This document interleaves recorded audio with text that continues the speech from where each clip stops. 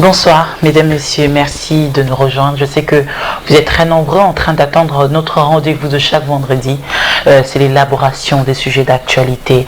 Merci d'être là, merci de nous renouveler votre confiance tous les jours. L'actualité, justement, reste dominée par le dialogue national où le processus électoral bat son plein, c'est-à-dire que plusieurs préalables de la Commission électorale nationale indépendante ont été presque validés par les dialogueurs, c'est-à-dire les trois options de la Commission électorale nationale indépendante en termes des possibilités d'organiser les élections avec les dénominateurs communs, c'est-à-dire le délai constitutionnel qui constitue quelquefois un blocage, mais est-ce que ce délai justement doit être une nécessité et empêcher les nouveaux majeurs à pouvoir élire leur nouveau président de la République ou faire en sorte que les élections ne soient pas crédibles? Ces différentes questions sont abordées au dialogue national. L'OUF a donné son approche, mais aussi les Nations Unies au travers de ses représentants dans le dialogue national.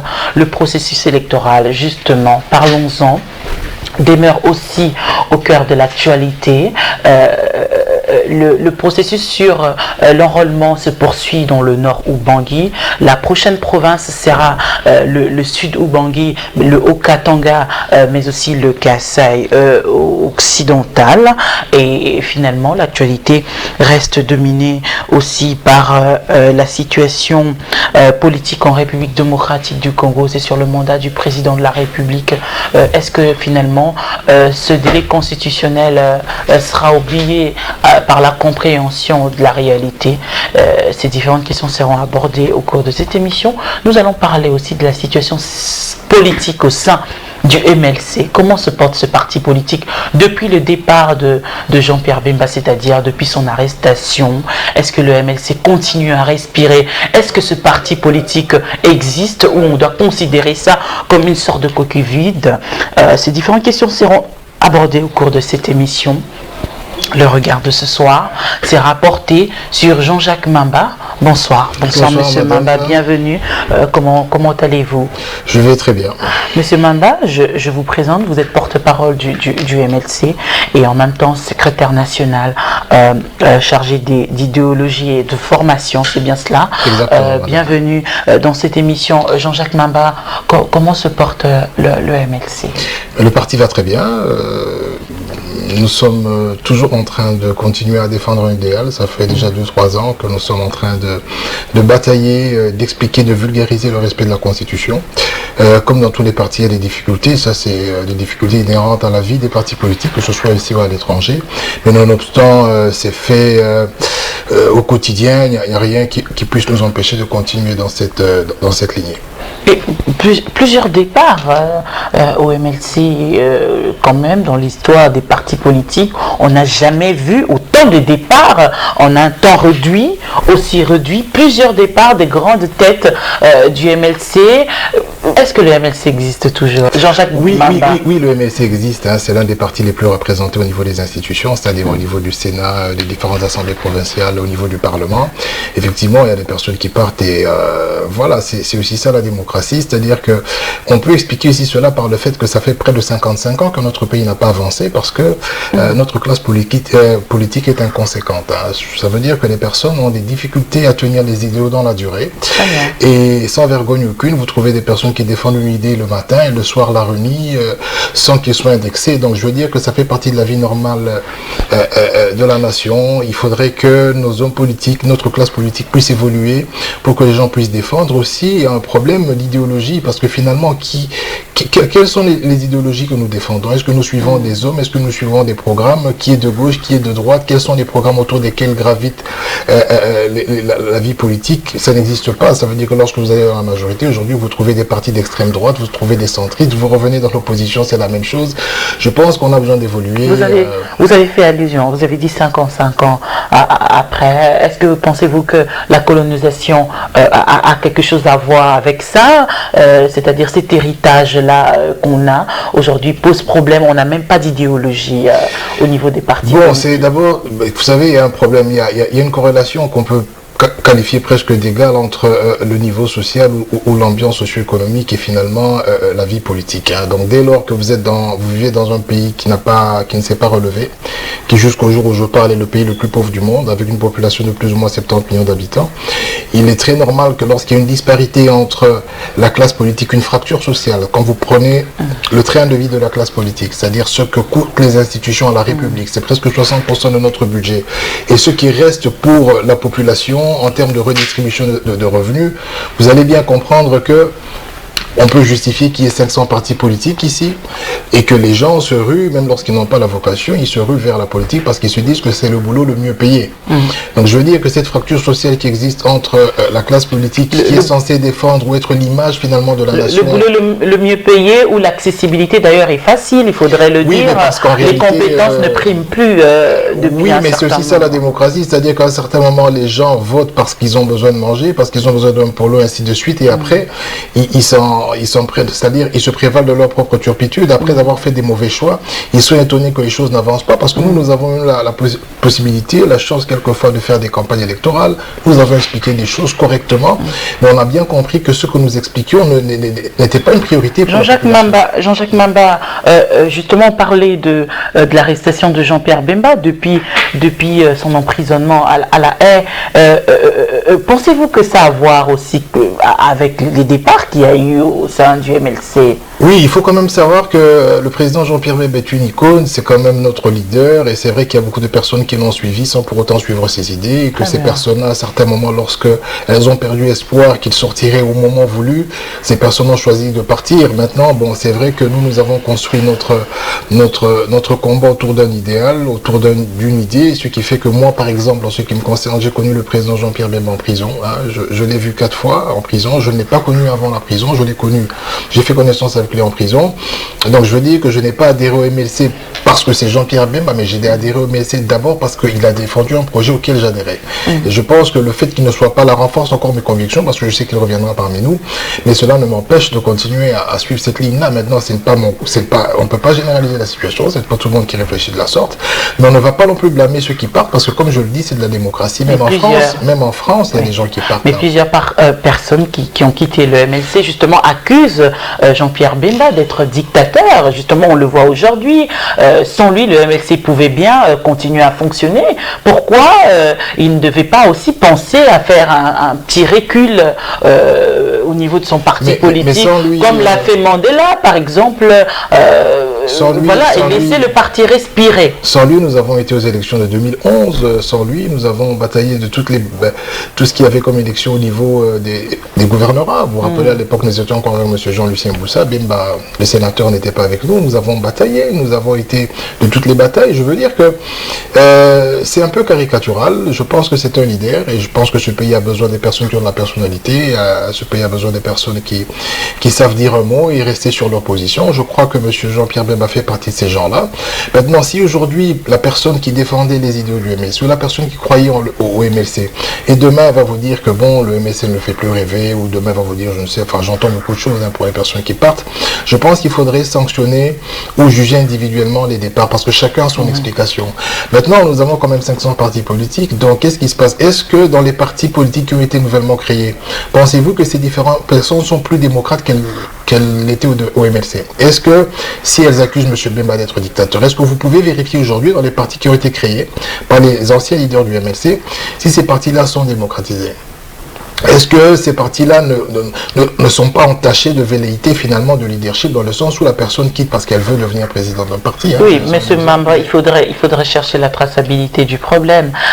C'est-à-dire que c'est toujours les départs du MLC. On ne doit pas dire que tous ces gens-là ont tort et que Bemba a raison. Regardez l'UDPS. Toutefois, il faudrait faire une sorte d'introspection quand même. Il y a eu des dissensions au sein du PPRD. Pas plus tard que la semaine passée, j'ai vu Chérubin Okende qui partait. Nous avons vu les Moïse, nous avons vu les Francis Kalombo. Je veux dire que, considérons qu'il y a une dynamique en politique et à un certain moment, lorsque les personnes s'écartent d'une idéologie, c'est comme dans une équipe. Donc c'est le dynamisme, carrément, la multiplicité des partis politiques. C'est un dynamisme malsain. C'est un dynamisme malsain qui est sous-tendu par des réalités socio-économiques qui sont difficiles, madame. Donc ce que je vous expliquais ici, c'est que je ne suis pas en train de vous dire que ce sont des faits normaux.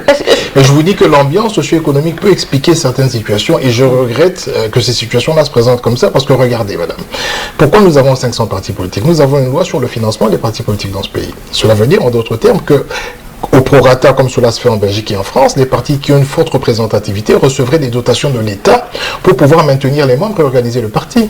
Donc, qu'est-ce qui se passe ici? Les gens créent des partis politiques, ne reçoivent pas des dotations, donc les gens multiplient des partis politiques, et en réalité, ça devient plutôt, au lieu d'être des SPRL, le service de société à responsabilité politique, ce sont des SPRL politiques. Ça veut dire que ce ne sont pas des sociétés commerciales, mais des sociétés politiques, parce que les gens considèrent que j'ai fait mon parti, c'est mon affaire, je vais quitter ce parti-là parce que moi je pense mieux et je dois en créer un. Par contre, si il y avait une loi claire qui était appliquée sur les financements politiques, les gens auraient tendance à se regrouper autour des idéologies, faire des grosses campagnes, avoir beaucoup d'élus. Monsieur Mamba, faire de la politique, c'est se sacrifier aussi pour une élite, par exemple.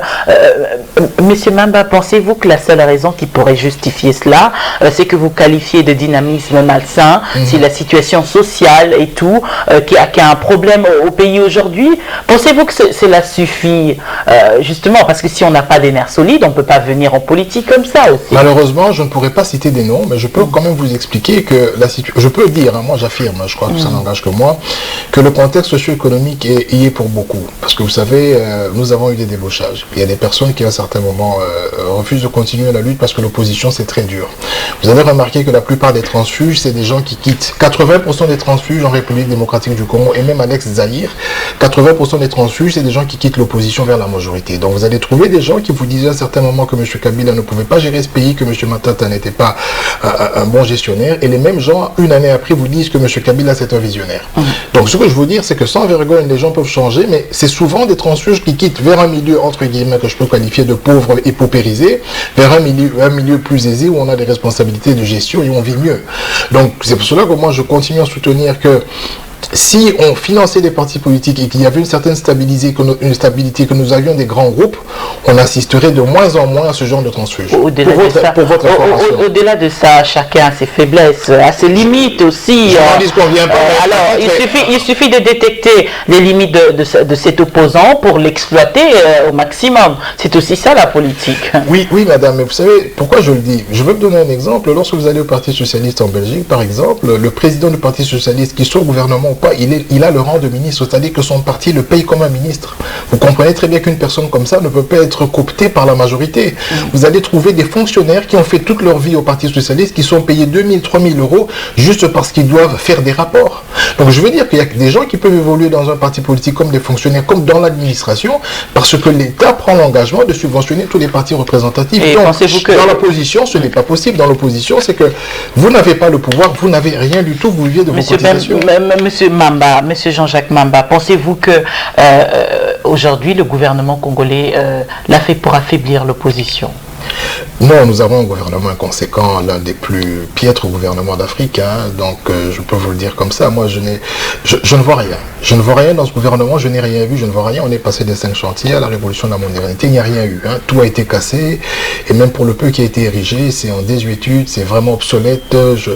Non, il y a de la mégestion, il y a manque de performance. J'espère qu'on ne va pas tourner autour de cela, parce qu'on peut faire 2 jours pour parler d'un gouvernement qui n'a pratiquement rien fait, et donc je préfère m'abstenir On conclut avec le dossier MLC, avec cette dernière question, la radiation des 6 autres députés qui sont partis. Monsieur Mamba, c'était pourquoi? Mais vous savez, d'abord, ce n'est pas un fait isolé. Ce sont des députés qui sont récidivistes, qui ont participé à plusieurs réunions de la majorité, qui n'ont pas suivi plusieurs fois les mots d'ordre. Et là, on va dire que c'était la goutte d'eau qui faisait déborder le verre. Donc, à un certain moment, je crois que dans tous les partis politiques, il y a de la discipline. Donc, dès lors que le parti a pris position pour ne pas participer au dialogue et que des individualités, notamment qui ont reçu le mandat du parti, qui ont été élus au nom du parti, prennent la liberté d'enfreindre ou de casser finalement la logique du parti en se présentant à un forum pour lequel ils n'ont pas été mandatés, que ces personnes aient été invitées, parce que nous avons des procédures que nous suivons, on les a invités pour les entendre et pour les comprendre. Ces personnes ont refusé de venir, de se présenter au niveau du comité exécutif. Il y avait une commission de discipline qui a été établie pour les écouter, ils ont dit qu'ils n'allaient pas venir. Bon, dès lors que ces personnes affichent un comportement, je trouve tout à fait justifié que ces personnes soient écartées du groupe parce qu'elles ne veulent plus délibérément faire partie du groupe. Ça, c'est la discipline du parti. Ils sont élus du peuple, vous venez de le dire, M. Mamba, ils pouvaient bien aller en tant que membre d'une institution. Ce ne sont pas les seuls élus du peuple de notre parti politique, dont nous avons pris une option en termes de représentativité. Oui, nous représentons le peuple parce que M. Jean-Pierre Bemba aussi avait eu plus de 42% à l'élection présidentielle. Ça veut dire plus de 2, 3, 4, 5, 6, plus de 10 millions de personnes ont voté le sénateur Jean-Pierre Bemba. Je ne pense pas que c'est eux qui constituent le paradigme de notre représentativité, mais simplement ils appartiennent à un groupe comme des équipes de football et lorsque les lois sont dites, elles doivent être respectées et les personnes qui ne le font pas subissent la loi du parti. Quand je dis la loi du parti, nous avons un règlement d'ordre intérieur et dès lors que les personnes enfreignent les lois, elles sont sanctionnées. Elles sont sanctionnées puisqu'ils sont allés au dialogue. Vous n'êtes pas pour le dialogue, M. Mamba. Aujourd'hui, comment considérez-vous les opposants qui sont au dialogue? Pensez-vous qu'ils sont moins opposants? Nous avons du respect pour tous les opposants, pour toutes les personnalités, y compris pour la majorité qui n'a pas été performante et qui doit normalement permettre l'alternance en 2016. Nous avons du respect pour tout le monde. J'aimerais vous faire comprendre quelque chose. Je vous ai parlé de l'inconséquence de notre classe politique. Vous savez, le 23 octobre 2013, le chef de l'État, après les concertations nationales, a pris l'engagement devant Mme Zouma, devant M. Sassou, qui sont apparemment les mêmes acteurs qui reviennent encore pour le dialogue, que de dire qu'il va faire sienne les recommandations des concertations nationales. Pour la rubrique qui concernait la bonne gouvernance, le point 3, c'était l'acceptation du chronogramme de la CENI et l'appui de la CENI. Donc nous sommes le 23 octobre 2013. Aujourd'hui, le mois prochain, ça sera 3 ans. Ça veut dire que le mois prochain, au 23 octobre 2016, depuis que le chef de l'État s'était engagé, et je vais vous citer une de ses phrases, il dit que ce n'est qu'à ce prix-là, au prix de la matérialisation des différentes recommandations des concertations nationales, ce n'est qu'à ce prix-là que notre Congo sera différent qu'avant. Ça, c'est le chef de l'État. Et je vous le dis, il a dit devant le Sénat et le Parlement. 3 ans après, le Congo n'a pas changé. Pour la bonne et simple raison qu'en ce moment-là, le chef de l'État pouvait organiser avec son gouvernement qu'on enrôle le nouveau majeur. Ça ne faisait l'objet d'aucune discussion. Monsieur Nanga aujourd'hui est en train de demander 16 mois. Je vous dis que le 23 octobre 2016, lorsque le chef de l'État s'est engagé devant les chambres, devant Mme Zouma, il avait bien ces 16 mois. Mais comment pouvez-vous expliquer que 2 ans après, le chef de l'État revient pour dire que nous devons régler les problèmes, alors qu'il s'était déjà engagé à résoudre ces problèmes? Monsieur Mamba, je ne vais rien vous apprendre. Vous avez vu l'évolution de l'actualité au pays lorsqu'il y avait cet acharnement sur la Commission électorale nationale indépendante de la communauté internationale, même de la dynamique interne, demandant assez qu'on puisse publier les calendriers électoraux. On a publié le calendrier électoral. Vous savez très bien comment ce calendrier électoral, comment est-ce qu'il a été accueilli, et le calendrier électoral qui est la conséquence justement de la loi électorale. Vous avez vu comment est-ce que la loi électorale a eu des problèmes pour passer. Cette loi électorale a créé des problèmes, vous le savez. Alors tous ces différents problèmes, n'est-ce pas je vais vous dire, oui. Soyons sérieux, et c'est ce que j'appelle de l'inconséquence politique. L'inconséquence politique du chef de l'État et de son gouvernement. Vous venez de dire ici que nous avions une série de problèmes, notamment des doutes ou des discussions autour du calendrier.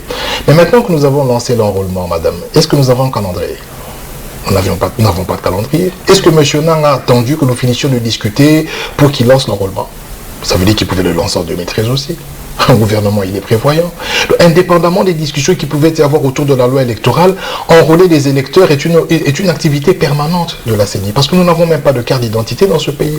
Cela veut dire que ceux qui n'avaient pas la majorité à l'époque et qui ont atteint la majorité entre 2011 et 2016 pouvaient avoir leur carte. Et vous avez bien compris que maintenant nous n'avons pas de calendrier, mais on enrôle.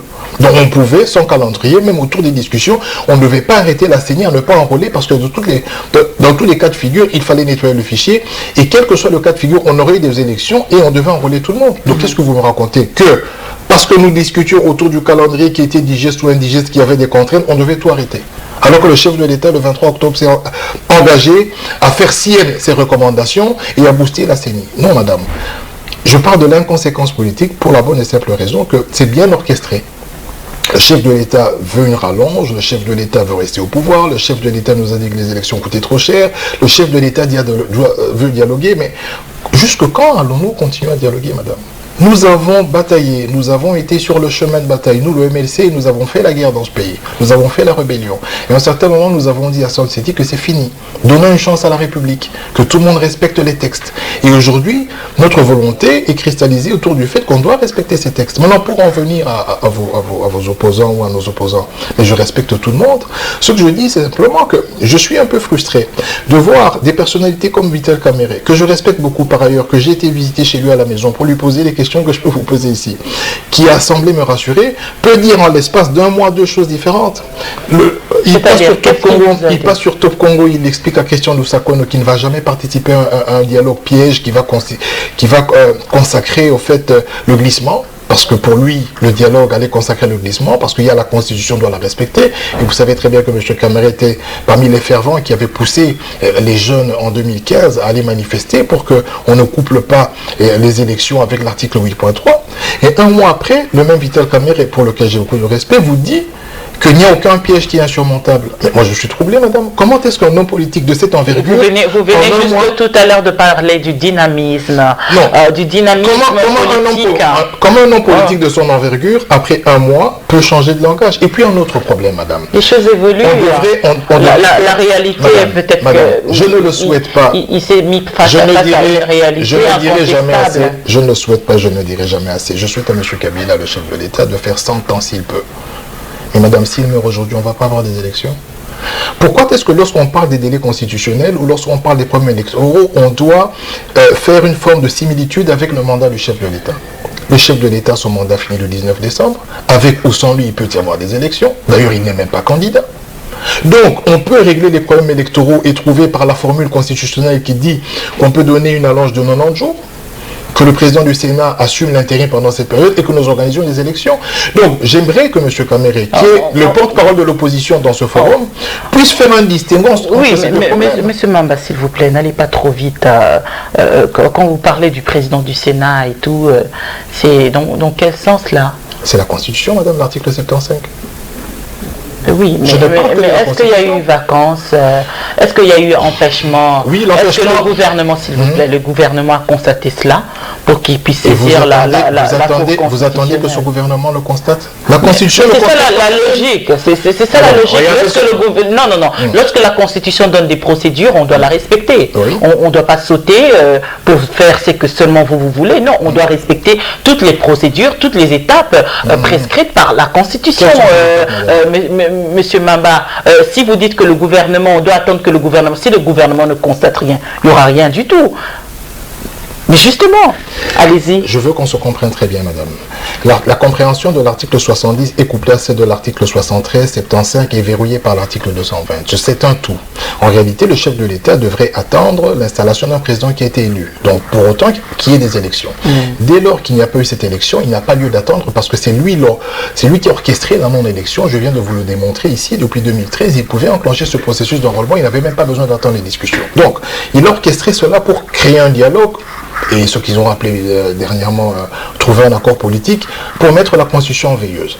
Maintenant, qu'est-ce qui se passe? La Constitution vous parle de cas d'empêchement définitif. Les juristes, les constitutionnalistes peuvent expliquer ça comme ils veulent. Mais une chose est certaine, que M. Kabila ne peut pas se représenter. Quel que soit le cas de figure, il ne peut pas être candidat. Donc pour cette fonction-là, il est empêché définitivement. La fonction du président de la République, à partir du 19 décembre, il ne peut plus l'exercer. Et c'est pour cela que cet article-là dit toute autre forme d'empêchement. C'est une forme d'empêchement que nous constatons. Mais maintenant, si le gouvernement qui est inféodé à la majorité ne va pas constater, mais le peuple pourra le constater. Vous avez suivi dernièrement au stade, alors que nous étions très contents de battre la RCA, les gens rappelaient à M. Kabila, le chef de l'État, que c'était la fin de son mandat. Je pense que le peuple est au-dessus de tout. Je pense qu'il y a eu des gens qui sont morts pour cela. Si le gouvernement ne prendra pas ses responsabilités au terme arriver au 19 décembre pour constater la vacance et laisser le président du Sénat organiser les élections dans les 120 jours, le peuple va le faire. Parce que vous avez très bien vu que le peuple a déjà donné de sa vie pour cet article, c'est-à-dire l'article 220, demandant au chef de l'État de donner une chance à la démocratie, à l'alternance. Donc, Monsieur Mamba, le président de la CENI, du Sénat, c'est-à-dire le Sénat qui est une institution qui a glissé aujourd'hui, parce qu'il faudrait dire qu'il n'est pas en plein mandat, il est en train de combler ce qui est considéré comme un vide juridique, mérite encore justement de combler un autre vide juridique. Je ne suis pas juriste, mais je peux vous aider à comprendre du cela. président de la Regardez, République. je ne suis pas juriste et j'aimerais bien que les juristes puissent enrichir la question. Il y a deux choses. Il n'y a qu'une seule institution dans ce pays qui est incarnée par le président, par une personne. La seule institution incarnée par une personne, c'est la présidence de la République. Et c'est la seule aussi qui est frappée de vacances.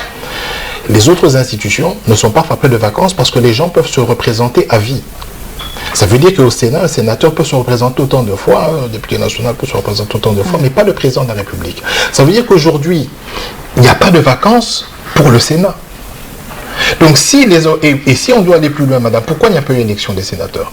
Simplement parce qu'en 2011, alors que la situation était plus grave, nous avions des problèmes budgétaires. Je n'ai pas vu M. Kabila, le chef de l'État, appeler la classe politique pour discuter, pour passer de 2 tours à 1 tour. C'est une conséquence gravissime. Vous voyez un peu ce pays ? Monsieur Mamba, le MLC aujourd'hui est un parti politique de l'opposition. Il y a un autre rassemblement qu'on appelle le RASOB, de quelques partis politiques de l'opposition qui ne réfléchissent pas en termes de votre raisonnement. Eux plutôt encouragent à ce que lorsqu'il y aura le 19 décembre, tout va s'arrêter. Selon eux, justement, ce ne sera pas M. Kengo qui devra prendre le bâton de commandement. Qu'est-ce qu'ils disent ? Que c'est qui devrait prendre ? Il faut parler du rassemblement d'opposition. Ils disent que ce ne sera pas monsieur Kengo. Ils vont trouver une solution.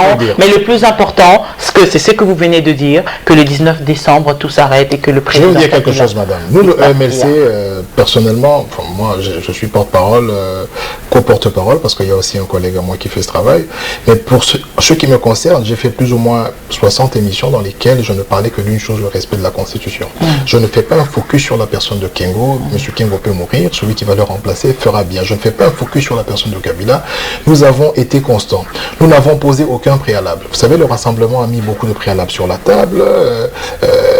La plupart des personnes qui sont ont mis des préalables. J'ai même entendu qu'il y a des gens qui ont demandé qu'on leur restitue leur maison pour qu'ils participent au dialogue. Mais non, je ne vois pas les choses comme ça, madame. Lorsque nous allons en négociation, parce que là c'est une forme de négociation, et que vous posez plusieurs préalables sur la table, cela veut dire que vous êtes aussi prêt à faire des concessions. Or, nous, le MLC, nous n'avons aucune concession à faire à M. Kabila en termes de respect de la Constitution. Donc je me pose la question de savoir, par rapport à tout ce qui est demandé, quelle est la concession que nos amis de l'opposition sont prêts à faire ? Excusez-moi. Donc, je ne vois pas et je ne comprends pas. Nous sommes restés sur notre logique que de dire, oui, effectivement, il y a des violations. Oui, effectivement, M. Kabila gère mal. Oui, mais effectivement, M. Kabila n'a pas respecté ses engagements. Mais pour finir, nous devons reconstruire un pays basé sur le droit. Et nous devons avoir de l'alternance. On doit changer de dirigeant. Le seul préalable que nous avons, nous, c'est le respect de la Constitution. Le seul dialogue ou le seul compromis politique que nous voulons, c'est le respect de la Constitution. Très bien. Mais M. Mamba, je voudrais qu'on entre en profondeur par rapport à ce que vous venez de dire. Si on comprend bien, vous voulez nous dire que dès lors qu'on présente des préalables avant de participer à une discussion, dont on est déjà partie prenante, c'est-à-dire on est déjà pour.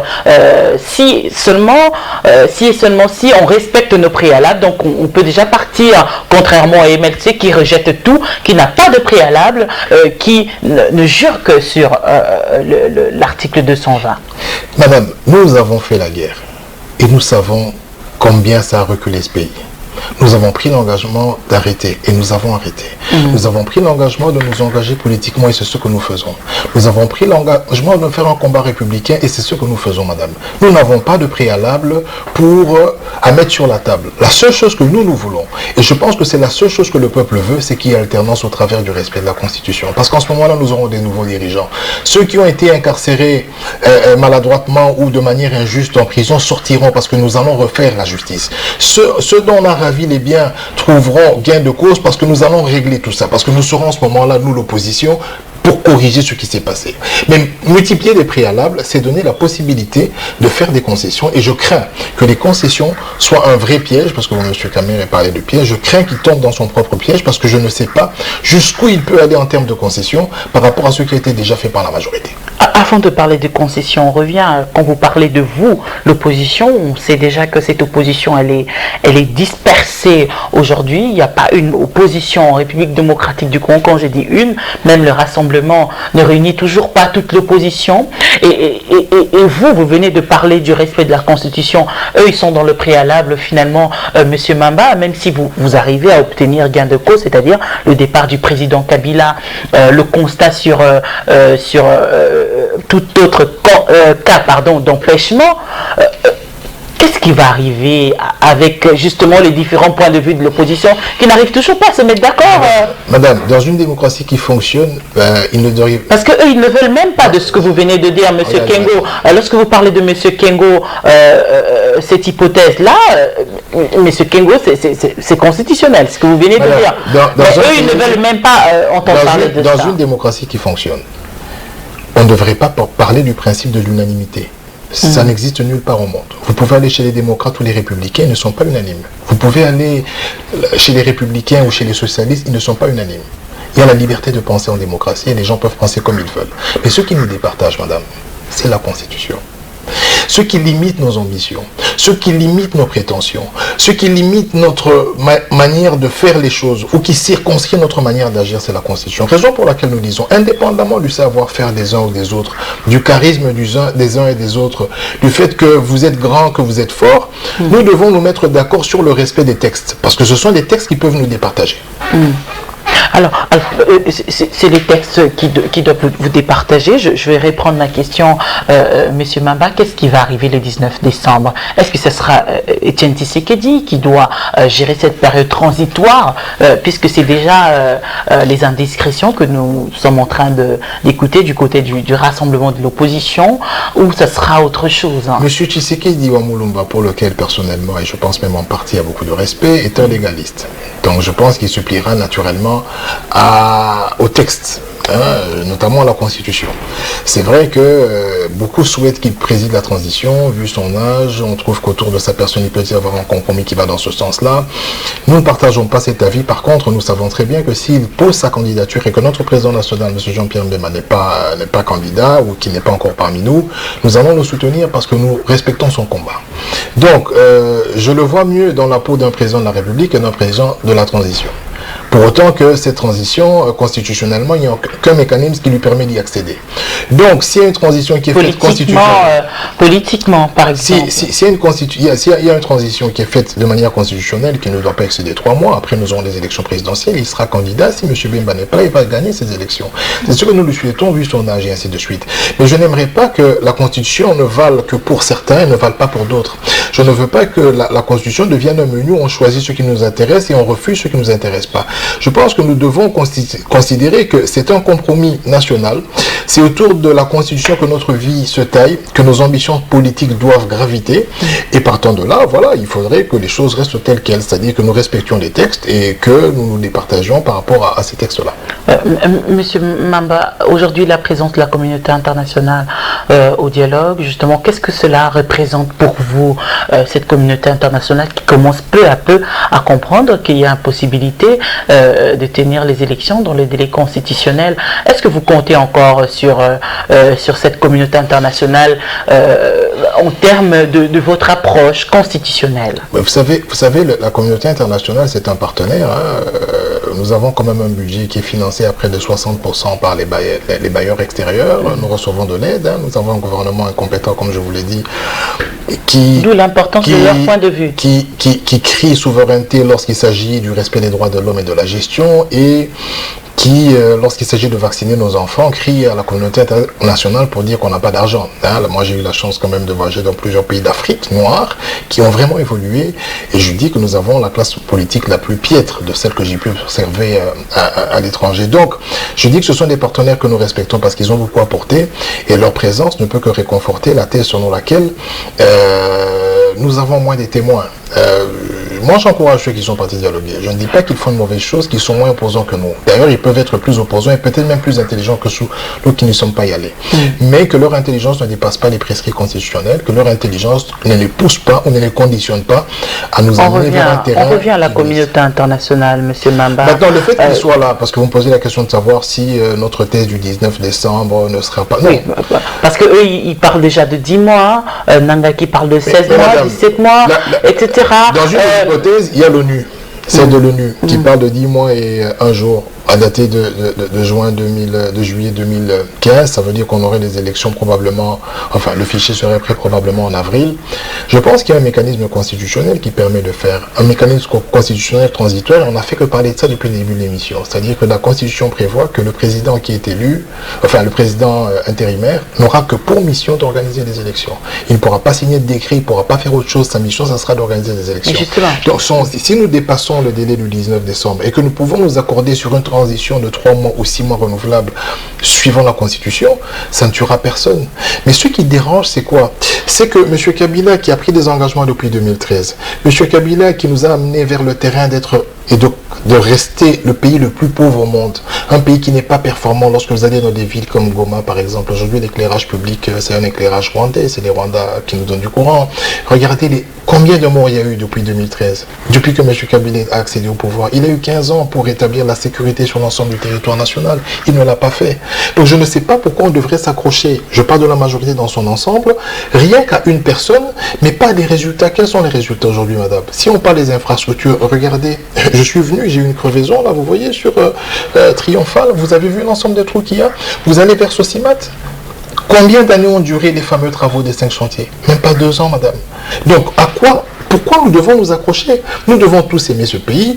Moi, je tolérerai qu'une autre personne de la majorité, pour autant qu'elle ait des bonnes idées, gagne les élections. Mais la seule chance pour diminuer le contraste qui existe entre nos ressources et notre vécu quotidien, c'est de respecter les textes. Respecter les textes et justement si la communauté internationale qui participe au dialogue, notamment l'ONU que vous venez de citer aujourd'hui, va dans le sens de l'article 70, c'est-à-dire que le président Kabila reste en fonction jusqu'à ce qu'il y aura... Non, la communauté internationale justifie sa présence par la résolution 2277. Que dit la résolution?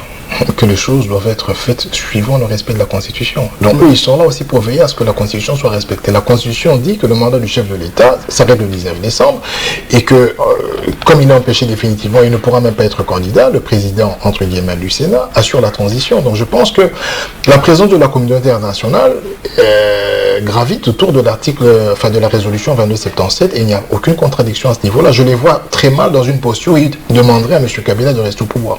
Je ne vois pas ça. Mais justement, Jean-Jacques Mamba, aujourd'hui le MLC qui se rétracte un tout petit peu, vous regardez de loin, vous attendez à ce qu'il y aura conclusion du dialogue national ou vous attendez simplement de constater le 19 décembre qui va arriver? Madame, nous avons fait notre travail pendant 10 ans. Vous voyez, tous ceux qui ont été au MLC au niveau du Parlement, nous avons proposé. Nous avons été, alors que la plupart des partis, les grands partis de l'opposition n'ont pas voulu aller aux concertations, nous y étions.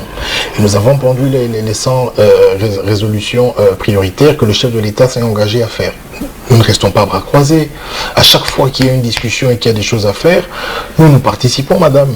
Donc, effectivement, nous attendons... Nous sommes préparés pour les élections, nous avions des élections provinciales, on a présenté des candidats.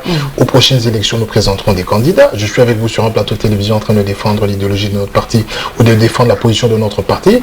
Donc, je ne pense pas que nous sommes bras croisés. Nous continuons à agir en tant que parti politique suivant des prérogatives inscrites ou circonscrites dans la loi, notamment la loi portant organisation des partis politiques de l'opposition. Donc, nous fonctionnons correctement. Et c'est vrai que le 19 décembre, c'est une date. Si M. Kabila dépose, moi je proposerais que ce soit consacré comme une date qui deviendra monumentale, fériée, comme le jour de la démocratie par exemple. Autant il était celui qui était l'auteur, ou si vous voulez, l'auteur moral des premières élections, autant qu'il soit aussi l'auteur moral de la première passation du pouvoir. C'est ce que les Américains lui ont demandé, et c'est ce que nous, le MLC, nous demandons à M. Kabila, de prendre congé de ses fonctions de chef de l'État, parce que la Constitution l'y oblige, ce n'est pas notre vouloir, mais ce sont les textes convenus, il en sortira très grand. Le MLC, tout en étant dans le réalisme, vous estimez que le sénateur Jean-Pierre Bemba pourrait être candidat en 2019? Nous le souhaitons tout ce qu'il peut y avoir de mieux. Vous savez qu'il passe une situation, il est dans des salles, on va dire, c'est pas facile pour lui. Il a quand même fait 8 ans privé de liberté pour des dossiers qui ne concernaient pas a priori. Les fameux auteurs, il y en a un qui est mort, il y en a un qui vadrouille, qui est en liberté. Aux concertations nationales, il a été dit que le gouvernement devait s'engager pour participer, pour aider. Justement, cela n'a pas été fait. L'une des il a été abandonné par son propre gouvernement. Son gouvernement n'a pas. Mais le MLC était partie prenante justement des concertations nationales. Est-ce qu'il y a eu suivi? Mais voilà, nous sommes en train de dire que le chef de l'État ne respecte pas ses engagements. Au-delà du chef de l'État, il y a eu des délégués du MLC. On a vu comment... Qui ont été débauchés. Oui, mais, qui ont même créé d'autres partis. À qui la faute? Au MLC qui a envoyé peut-être qui a envoyé ses représentants qui se sont laissés emporter par les propositions politiques. Oui, c'est un choix individuel que je vais m'abstenir de commenter dans cette émission, mais ce que je dis, je vois juste la partie gouvernement, l'engagement du gouvernement qui n'a pas été respecté. Vous savez que M. Jean-Pierre Bemba était un ancien vice-président quand même, c'est une personnalité dans ce pays, et c'est vrai que durant tout son séjour à La Haye, le gouvernement, d'ailleurs, au contraire, a même fait des déclarations via M. Tambo Mwamba, des déclarations fracassantes, alléguant que le chef du parti, donc notre président national, allait faire 30 ans de prison. Donc lorsque vous voyez un gouvernement qui se réjouit et qui dit que ceux qui attendent M. Bemba attendront longtemps, il ne fera pas moins de 30 ans, vous allez bien comprendre que ce gouvernement ne travaille pas pour les Congolais. Ce gouvernement ne travaille pas pour les fils du pays, indépendamment des divergences politiques que nous pouvons avoir. Vous avez bien remarqué que lorsque je parle de M. Kabila, le chef de l'État, c'est avec du respect. Je considère qu'il a quand même fait quelque chose dans ce pays. Je considère qu'il peut avoir un passif et un actif. Quoique son actif peut être de 20% et son passif de 80%. Mais pour les 20% qu'il a, je lui dois quand même du respect parce qu'il y a beaucoup de Congolais qui l'ont voté.